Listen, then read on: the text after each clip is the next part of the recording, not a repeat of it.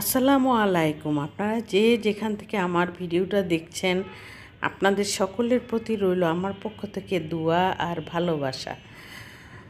আর শুরুতেই আপনাদের কাছে আমি রিকোয়েস্ট করলাম যে আমার ভিডিওটা যদি ভালো লেগে থাকে তাহলে অবশ্যই একটি লাইক দিয়ে কন্টিনিউ করবেন আর সাবস্ক্রাইব করে অল বাটনে প্রেস করে রাখবেন। আর আমি শুরুতে আজকে কিছুই চিন্তা না করে শোকেসের সব জিনিসপত্র বের করে নিলাম, কারণ শোকেসটা অনেক ময়লা হয়ে গেছে। মনে করলাম যে মেহমান আসার উদ্দেশ্যেও আছে, যে আগামীকালকে আমার বাসায় গেস্ট আসবে, আর সেই চিন্তা করে সব কিছুই আমি আগামীকালকে আসছে, কিন্তু আমি এই কাজগুলি করেছি 2 দিন আগে। আর সেই জন্য সব কিছু করতে গেলে একটু সময় নিয়ে করতে হয়। আর যেহেতু কাচের জিনিসগুলি একদমই খুবই সাবধানে করতে হয়, সেই জন্য আমি আস্তে আস্তে সব কিছু গুছিয়ে নেওয়ার চেষ্টা করলাম, যে সব কিছু পরিষ্কার থাকলে আর গেস্ট আসলে আর কোনো সমস্যা হবে না, ধোয়া টোয়ার ঝামেলা থাকবে না, টিস্যু দিয়ে মুছে মুছে নিলেই চলবে। আর এখানে আমি লইট্টা মাছ কে কে খান না আমাকে একটু কমেন্টে জানাবেন। এই লইট্টা মাছ কিন্তু আমার বাসার জন্য একটি প্রিয় খাবার, কারণ বাজারে যখন ফ্রেশ লইট্টা মাছ পাওয়া যায় তখনই আমার হাজব্যান্ড নিয়ে আসার চিন্তা করে। আর এই লইট্টা মাছ রান্না করলে আমার ঘরের ভাতের হাঁড়িটা শেষ হয়ে যায়। যেটুকু রান্না করি আমি তার অর্ধেক খাওয়া হয় সব সময় ভাত, আর অর্ধেক থেকেই যায়। যতটুকুই রান্না করি, অল্প মানুষ, 4 জন মানুষ, 3 জন মানুষ, সেই তুলনায় যেটুকু ভাত রান্না করি, আর সে লইট্টা মাছ রান্না করলে দেখা যায় যে ভাতটা হাঁড়িটা একটু খালি হয়ে যায়। এতে করে আমার কাছে খুব ভালো লাগে যে আমার বাসায় সবাই লইট্টা মাছের প্রিয়। সব রান্নাটাও ওরকম হতে হয়। রান্নাটা যদি ব্যতিক্রম হয় তাহলে কিন্তু আর খাবে না। আমি যেভাবে রান্না করি সেইভাবে রান্নাটা করলে আমার বাসার সবাই খুব পছন্দ করে। আর লইট্টা মাছ আমি আমার জন্মের পর, আমার জন্ম হয়েছে চট্টগ্রামে, আর লইট্টা মাছ খেতে খেতেই আমি বড় হয়েছি। আর সেই জন্য লইট্টা মাছ দেখলে আর মন চায় যে কখন রান্না করব। আর যতটুকু লইট্টা মাছ, 1 কেজি লইট্টা মাছ এখানে 3 জন মানুষের জন্য কিন্তু অনেক বেশি। তবুও আমি কিন্তু রান্নাটা করে নিয়েছি, কারণ লইট্টা মাছ আমার খুব প্রিয় খাবার। আমার পরিবারের সবাই বড় বড় টুকরা বেছে বেছে নিয়ে খেতে চায়। সেজন্য আমি সম্পূর্ণটা রান্না না করলে আবার শর্ট পড়ে যাবে, সেই চিন্তা করে আমি 1 কেজি মাছ 1 টুকরাও রাখিনি ফ্রিজে, সম্পূর্ণটা রান্না করে নিয়েছি।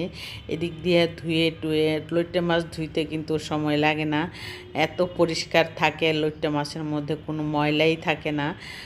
যদি কাটাটা ঠিক মতো কেটে নেওয়া যায় আর তাহলে ধুইতে সময় লাগে না। আর এখানে আমি পর্যাপ্ত পরিমাণের তেল দিয়েছি, আর পেঁয়াজও দিয়েছি অনেকটুকু, দিয়ে তারপরে ভাজা ভাজা হয়ে আসার পর লইট্টা মাছ এমন একটা জিনিস, বেশি মশলা দিলে খাওয়া যায় না, একদম কম মশলায়ও মজা লাগবে না। করে মিডিয়াম মশলা দিয়ে রান্নাটা করতে হবে, তাহলেই লইট্টা মাছের আসল টেস্টটা পাওয়া যায়। সেই জন্য মরিচের গুঁড়া, ধনিয়ার গুঁড়া, ভাজা জিরের গুঁড়া একদমই কম কম দিয়েছি। অনেকগুলি লইট্টা মাছ, প্রথমে একটা নাড়াচাড়া দিয়ে দিব, আর কিন্তু নাড়াচাড়া দেওয়া যাবে না, হাতল ধরে ঘুরিয়ে ঘুরিয়ে নাড়া দিতে হবে। আর এছাড়া আর কোনোভাবে নাড়াচাড়া দেওয়া যাবে না। এইভাবে যে কেউ রান্না করলে মজা হতে বাধ্য। আর পানির পরিমাণটা, আমি লইট্টা মাছ থেকে অনেক পানি উঠে, সেই জন্য আমি একদমই অল্প একটু পানি দিয়েছি। কাপের আধা কাপ পানি দিয়েছি চায়ের কাপের। আর সেই চিন্তা করে নামানোর সময় ধনিয়া পাতা, কাঁচামরিচ, শীতের ধনিয়া পাতা তো কাঁচামরিচ দিলে তো মজার টেস্ট আরও বেশি গুণে বেড়ে যায়।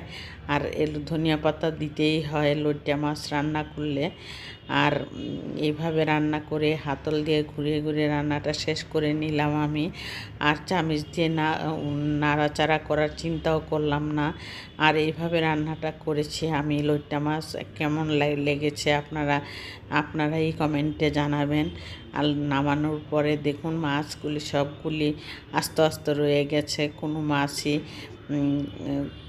ভেঙে যায়নি। এমনভাবে রান্নাটা করেছি।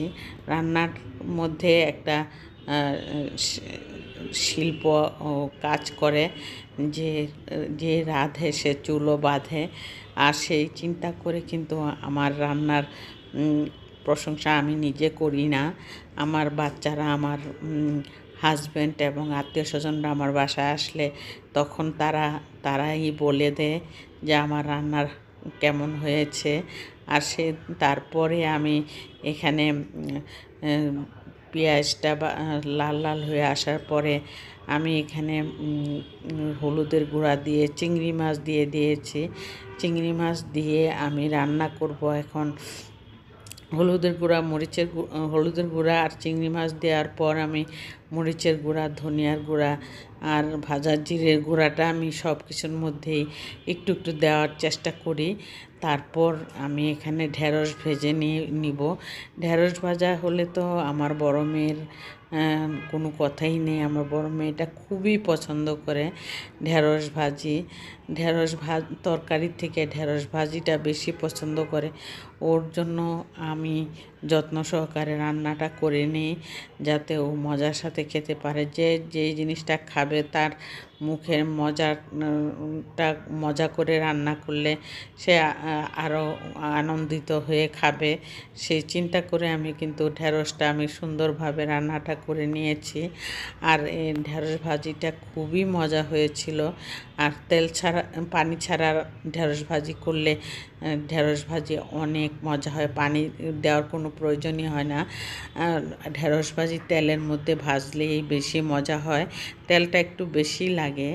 আজকে আমার হাজব্যান্ড সন্ধ্যার পরে হাঁটতে গিয়ে এই ফলগুলি এনেছে, যেমন কলা, পেঁপে, পেয়ারা, জাম্বুরা, তারপরে সফেদা, তারপর এখানে আছে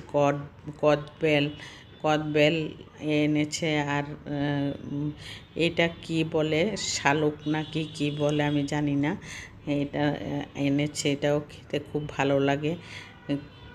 সব কিছুই মজার ফল, দেশি ফল বলতেই অনেক মজা হয়। আর সেই জন্যই আমার হাজব্যান্ড এনেছে এইগুলি।